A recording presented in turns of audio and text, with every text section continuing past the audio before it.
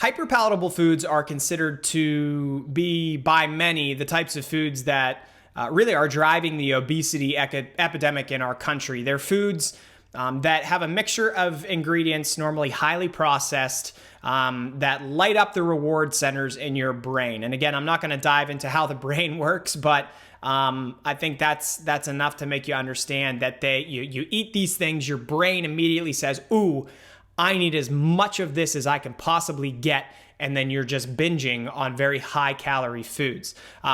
The way that I describe this to people in practice is one word, and that word is Doritos.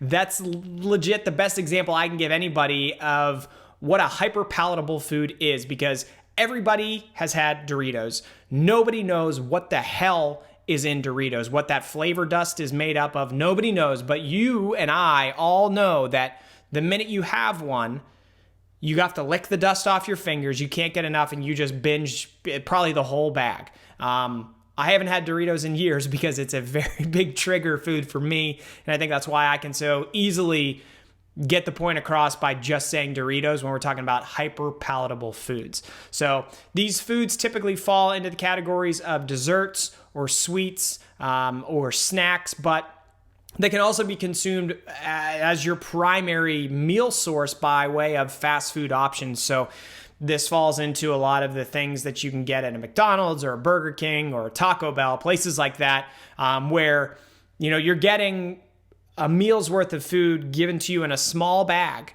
and it's running you well over 1,000 calories because you have a cheeseburger and a side of fries, and they're just so highly processed that you're not getting a lot of food volume, but you're getting a ton of calories. And these foods are addictive, and we all know people that are addicted to these types of foods, and they're the exact opposite of what you want in your diet if you're trying to lose weight. And furthermore, if you're trying to lose weight and also feel full and satisfied throughout your dieting program.